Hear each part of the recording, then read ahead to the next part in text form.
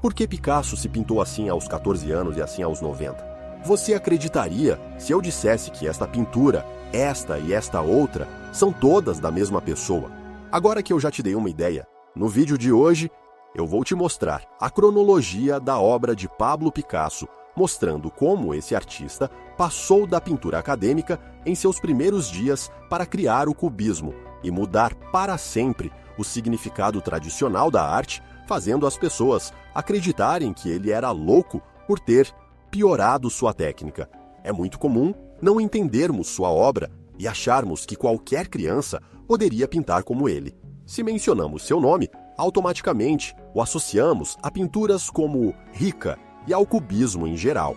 Achamos que ele foi um artista que sempre pintou do mesmo jeito ao longo da vida. A verdade é que essa ideia é completamente equivocada, pois Pablo Picasso é provavelmente um dos artistas que mais cultivou estilos ao longo de sua vida. Só para vocês terem uma ideia, Picasso foi como uma esponja que absorveu todas as influências que encontrou da arte ibérica, da arte primitiva africana e até da arte clássica do mundo antigo ou de grandes mestres como Velázquez e o Greco. Tudo isso serviu como combustível criativo para inventar algo novo com base em sua própria visão de arte. Gostaria que vocês me acompanhassem para conhecer a fundo sua obra e se afastar um pouco do estereótipo do Picasso, o cubista. Picasso nasceu em Málaga, Espanha, em 25 de outubro de 1881. Na verdade, seu nome completo, que consta em sua certidão de nascimento e de batismo, é Pablo Diego José Francisco de Paulo Juan Nepeno Maria de Luz Romédios Crispiano de la Santíssima Trinidade Ruiz Picasso. Aos 10 anos, mudou-se com a família de sua cidade natal, no norte da Espanha, para La Coruña, devido à transferência de emprego de seu pai, que era pintor e professor na Escola de Artes e Ofícios. Lá ele começou seus estudos acadêmicos e criou pinturas como as que mostrei no começo do vídeo, como o Mendigo com Golo, que ele pintou quando tinha apenas 13 anos. Como você pode ver, nas primeiras obras de Picasso, ele demonstra muito interesse pelo naturalismo na representação da realidade como ela é. Seu pai conseguiu uma transferência para Barcelona em 1895, e nesse mesmo ano, Picasso passou no exame de admissão para a Escola de Belas Artes de Liocha, onde aprenderia arte clássica e técnicas artísticas. A isso devemos acrescentar que Picasso se movia no ambiente cosmopolita da base industrial e burguesa daqueles anos. Uma cidade de contrastes, onde vivia uma grande população marginalizada. Em 1896, ele pintou a Primeira Comunhão e fez um de seus primeiros autorretratos, o autorretrato com os cabelos desgrenhados. Este retrato é de quando Picasso tinha apenas 14 anos, e este outro quando ele tinha 90. Pense em tudo o que tem que acontecer em uma vida em tantos anos para uma pessoa começar a pintar de uma forma e acabar fazendo de outra. Em 1897, pintou Ciência e Caridade, a primeira pintura pela qual recebeu uma menção honrosa. Nesse mesmo ano, seu pai o enviou para estudar na Real Academia de Belas Artes de São Fernando, em Madrid, uma experiência que Picasso aproveitou para visitar o Museu do Praal e conhecer em primeira mão as obras de grandes mestres, como Velázquez e Goya. Começou a desenhar cada vez mais e, aos poucos, ficou evidente que Picasso estava menos interessado no academicismo. Retornou a Barcelona e, em 1899, ocorreu um acontecimento que seria decisivo para a próxima etapa da obra de Picasso: a inauguração do El Satra, um café no estilo do Chatir em Paris e apoiado por artistas do modernismo catalão como Santiago Rosenor ou Ramonas. Picasso começou a reparar nas personagens que habitavam o interior dessas cartas de Alces e que viviam no estilo boêmio do Matra em Paris, que era o modelo a seguir. Ele também conheceu e se interessou bastante pela pintura de Toulouse e conheceu Isidre Nonel e Carlos Casagimas, cujo nome você deve lembrar porque ele será decisivos na próxima etapa da obra de Picasso. Ambos foram para Paris, dividiram um ateliê, e lá Picasso se distanciou cada vez mais do academicismo. Durante esse período, fez uma viagem a Toledo, onde conheceu de perto a obra de El Greco. Como veremos durante o vídeo, Picasso era uma pessoa que aprendia com bastante facilidade e que recebeu muitas influências que depois refletiu em sua própria arte. Pablo começou a experimentar cada vez mais, não só com a técnica, mas também com os materiais e suportes. Óleos sobre tela, madeira, pastel, aquarela, desenho, tudo era uma forma de ele criar. Em 1901, ele pintou o Bebedor de Absinthe, tema recorrente em sua obra durante esses anos, já que a vida boêmia e o álcool faziam parte do cotidiano desses artistas e de várias pessoas de Montmartre. Também desse ano é O Peso e outro retrato de Picasso. E desse ano ele fará uma produção enorme influenciada pelo impressionismo e pelo expressionismo alemão. De 1901 a 1907, encontramos os períodos azul e rosa, assim chamados devido à predominância de ambas as cores nas pinturas desses anos, nas quais Picasso expressava suas emoções e o mundo ao seu redor. De 1901 a 1904, encontraríamos o período azul devido à predominância dessa cor, com tons frios que abordavam temas tristes, com figuras de qualidades pobres, desoladas e até ausentes. Mas não apenas dos outros, mas dele mesmo também. Na verdade, acredita-se que esse período tenha início com a morte de seu amigo Carlos Cassage, que tirou a própria vida. Acredita-se que tenha sido devido a um amor não correspondido. No final de 1901, ele pintou um autorretrato. E como a maioria dos artistas boêmios que habitavam Paris, ele não viveu exatamente confortavelmente e sofreu privações que vemos em seu rosto. De fato, neste retrato, ele tinha 20 e poucos anos e aparentava ter 40. Ele não apenas pintava os marginalizados da sociedade, mas se via como um deles. Em 1902, ele se estabeleceu em Barcelona e pintou o Mendigo Agachado, onde vemos a figura de uma mulher que se encolhe sobre si mesma, formando uma figura compacta e monumental que nos remete à obra de Aydriel. Também desse ano é a entrevista das duas irmãs, que poderia representar uma cena evangélica ou ritual, mas na realidade são duas prostitutas do presídio de Saint-Lazare, onde eram confinadas mulheres com doenças venéreas. De 1903 é Pobres à Beira-Mar, continuando nessa linha de refletir personagens tristes que estão na miséria, embora pareçam estar com frio, doentes e, no fundo, marginalizados, famintos, vivendo na pobreza e parecendo ter perdido qualquer chance na vida. Também desse ano é A Vida, pintura em que Picasso introduz o tema da maternidade e do amor em um casal, mas sem deixar de lado aquele sentimento pessimista de vidas infelizes.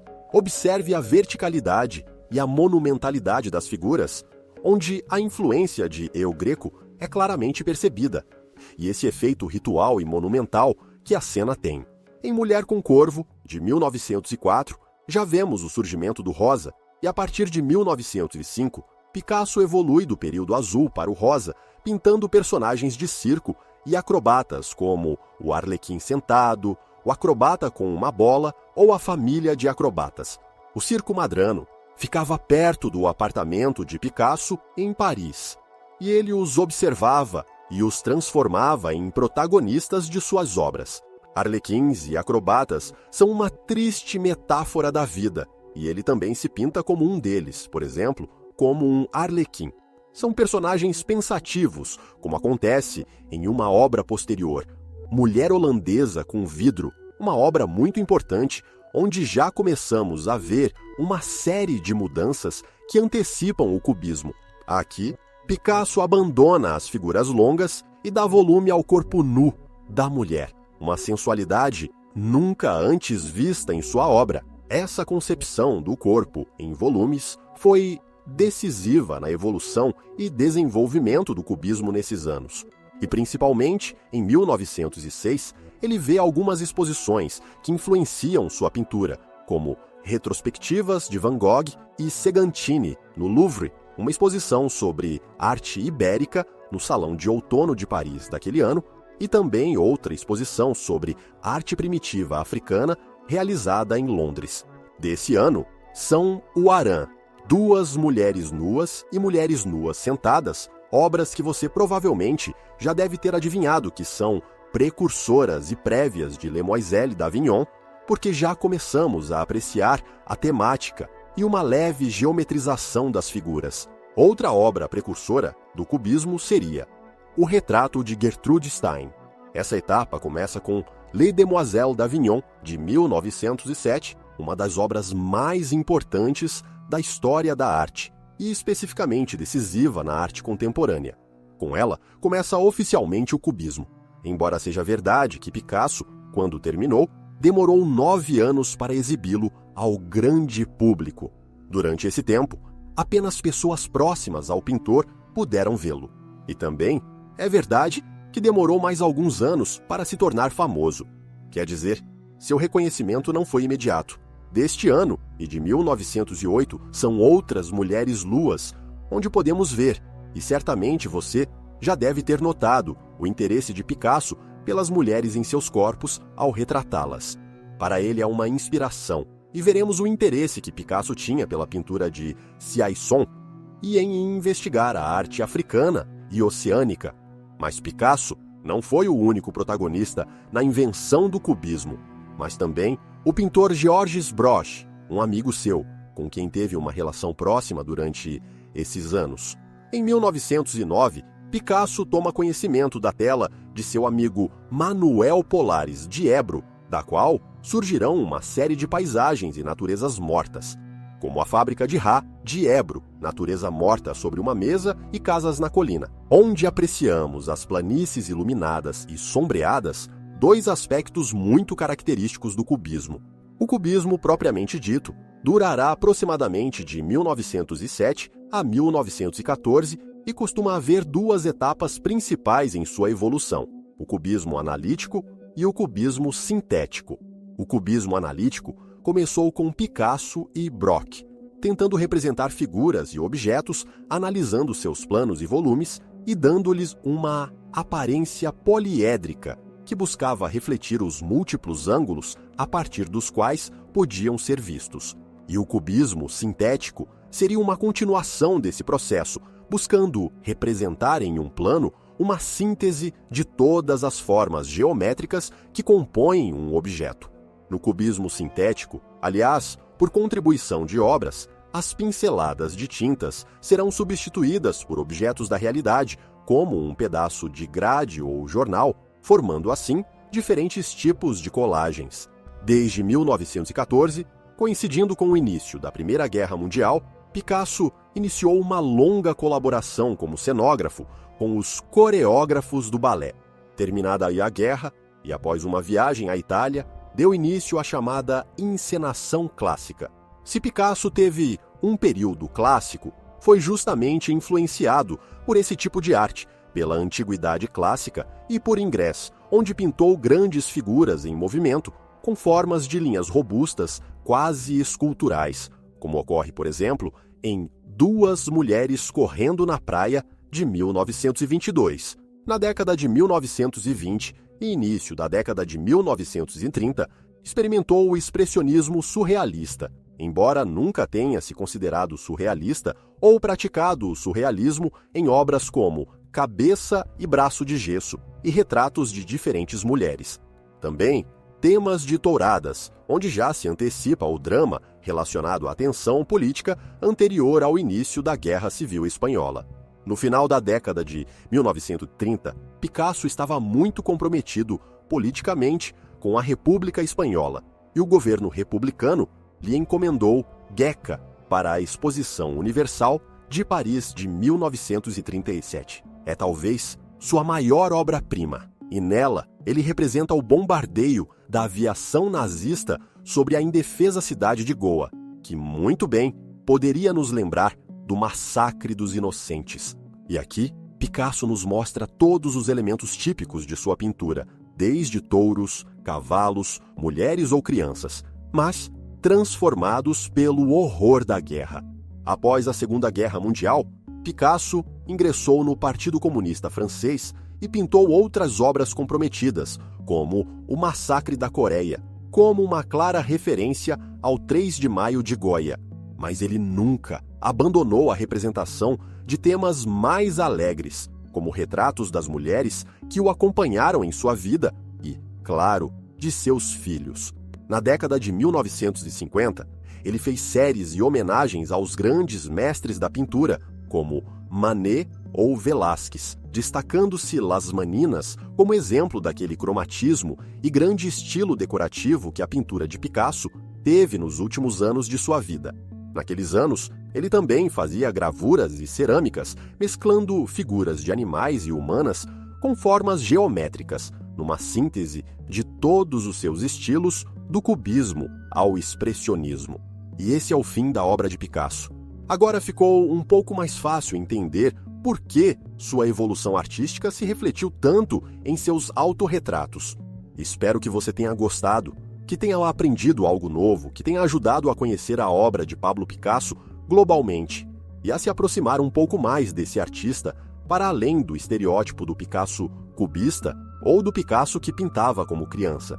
Inscreva-se para não perder o próximo vídeo e deixe um comentário sobre o que você achou do vídeo, o que você acha da obra de Picasso, se você gostou, se não gostou, ou se você sequer considera isso arte ou não. Obrigado por chegar até aqui e até o próximo vídeo. Tchau!